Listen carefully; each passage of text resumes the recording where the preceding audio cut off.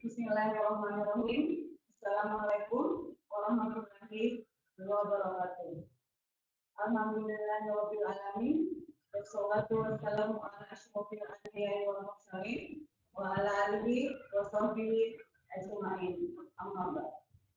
Pertama dan yang paling utama, marilah kita panjatkan puji syukur kehadirat Allah Subhanahu wa taala yang telah memberikan nikmat dan kesempatannya sehingga kita bertemu dalam pelaksanaan pembelajaran daring yang penuh berkah ini.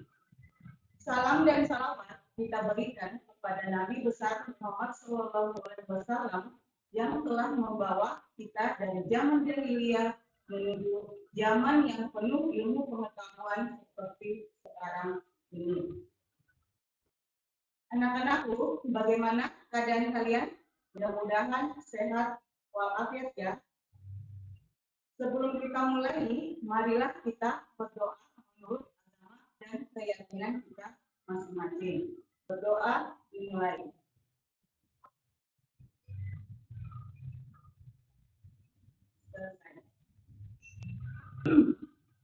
Anak-anakku sekalian, tentunya bisa merasakan beberapa hari ini cuaca sangat panas. Nah, anakku sekalian lihat ibu memakai baju berwarna apa? Ya, betul sekali. Ibu memakai baju warna putih. Pastilah anak-anakku pada bertanya, apakah ada hubungan antara warna baju dengan panas? Ya, betul sekali. Karena kalau kita memakai baju berwarna hitam pada siang hari, maka bajumu akan menyerap panas lebih banyak daripada warna putih. Baiklah anak-anakku yang cerdas, pada kesempatan ini kita akan membahas tentang perpindahan kalor. Adapun tujuan pembelajaran kita hari ini yaitu adalah menentukan macam-macam perpindahan kalor. Sebelum kita lanjut materi, kita harus tahu dulu apa itu kalor. Pada pertemuan yang lalu sudah dibahas tentang pengertian kalor. Ayo, siapa yang masih ingat apa pengertian daripada kalor? Ada yang bisa? Iya, betul sekali. Kalor adalah perpindahan energi panas dari benda yang bersuhu tinggi ke benda yang bersuhu rendah. Pada perpindahan kalor terbagi atas 3. Akan dilihat anak-anakku.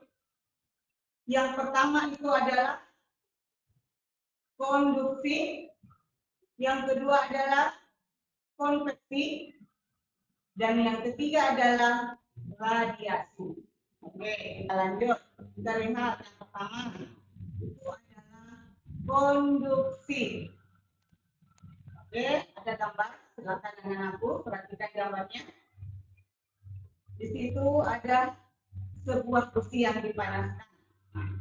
Pada saat memanaskan ujung sebuah besi, panas dari besi akan menjalar ke ujung besi yang satunya.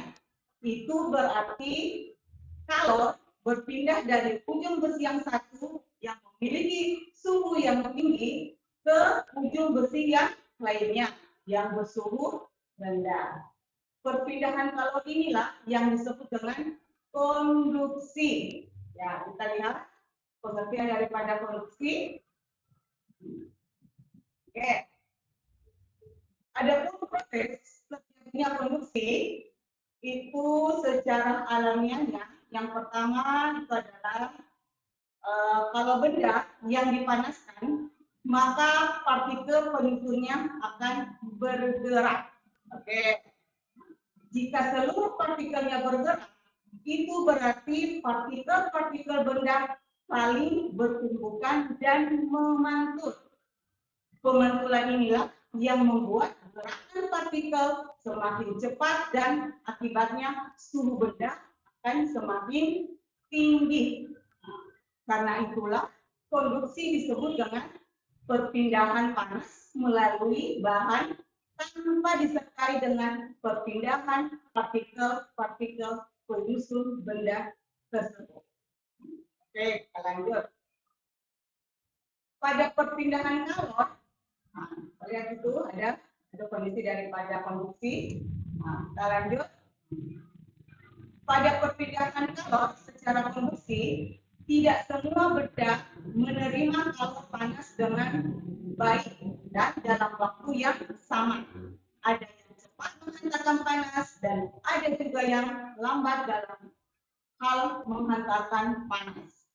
Hal ini bergantung pada jenis bahannya. Nah, sekarang kita lihat jenis bahan yang dapat menghantarkan kalor. Oke. Bahan penghantar panas terdiri dari dua, yaitu yang pertama itu adalah konduktor. Kita lihat, konduktor itu adalah bahan yang dapat menghantarkan panas dengan baik. Contohnya yaitu aluminium, tembaga, perak, besi, dan masih banyak lain contoh daripada bahan yang bersifat konduktor. Sekarang kita lihat yang kedua, bahan penghantar panas yang kedua yaitu isolator.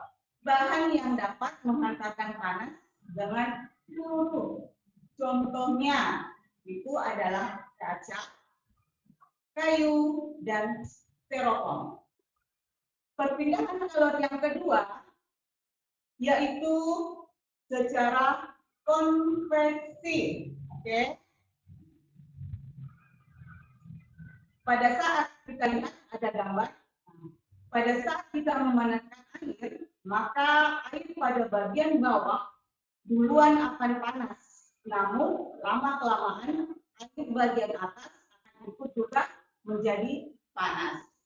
Hal ini terjadi karena pada saat bagian bawah mendapatkan kalor dari panas, partikel-partikel air menguap sehingga menjadi ringan dan bergerak naik. Lalu bertukar dengan partikel air dingin ke bagian bawah, membentuk sebuah aliran. Oke, lihat gambarnya. Aliran inilah yang disebut dengan konveksi. Konveksi itu adalah perpindahan kalor yang disertai dengan perpindahan partikel-partikel bendanya. Oke, adapun contoh lain daripada perpindahan kalor secara konveksi itu adalah terjadinya angin laut dan angin darat. Oke, kita lihat. Angin laut terjadi pada siang hari di pesisir. Daratan akan lebih cepat panas daripada lautan. Karena itulah udara di daratan bergerak menuju ke lautan dan udara di lautan berpindah ke daratan. Maka terjadilah yang namanya angin laut. Oke. Angin darat. Angin darat terjadi pada malam hari di pesisir. Daratan lebih cepat dingin daripada lautan. Karena itulah udara di lautan itu lebih hangat.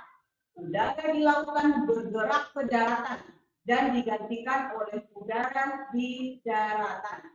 Maka terjadilah yang namanya angin darat. Kita lanjut. Perpindahan kalor yang ketiga yaitu secara radiasi. Radiasi adalah perpindahan kalor tanpa memerlukan sifat perantara atau medium.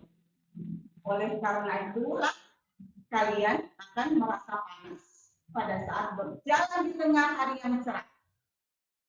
Setiap benda dapat memancarkan dan menyerap radiasi kalor yang besarnya bergantung pada suhu benda dan warna.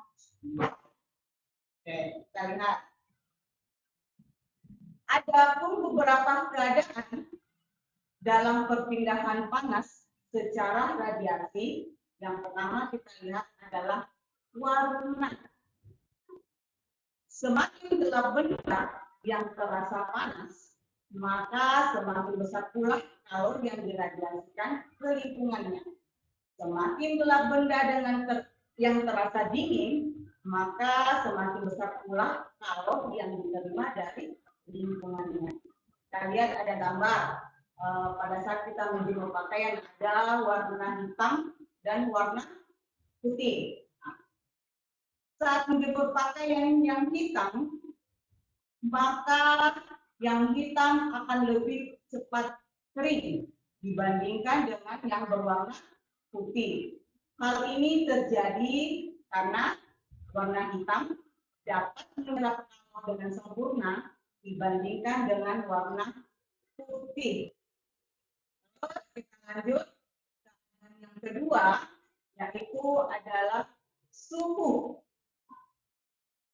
Suhu di sini semakin panas benda dibandingkan dengan panas lingkungan di sekitarnya, maka semakin besar pula kalori yang diradiasikan ke lingkungannya.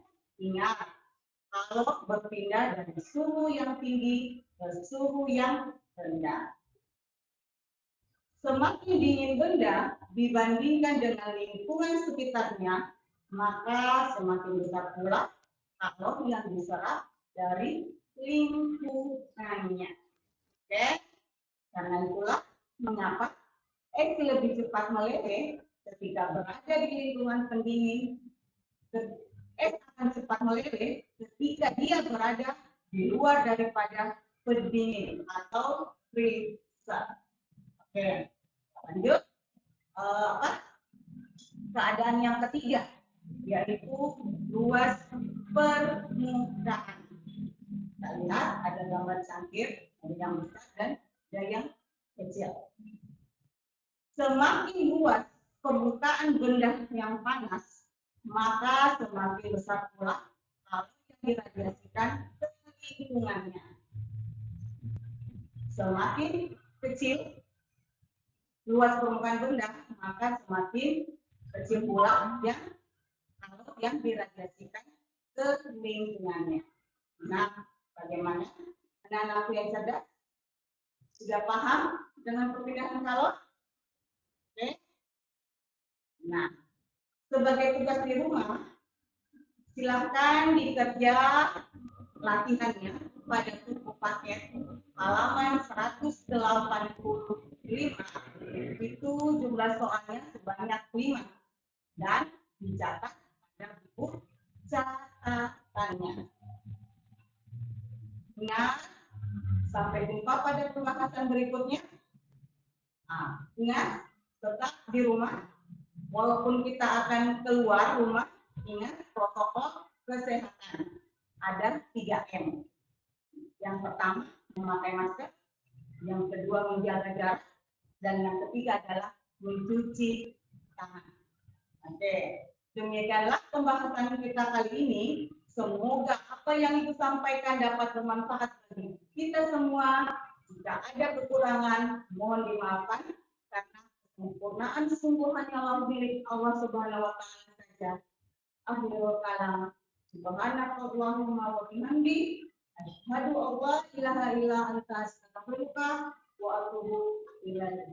Assalamualaikum warahmatullahi wabarakatuh.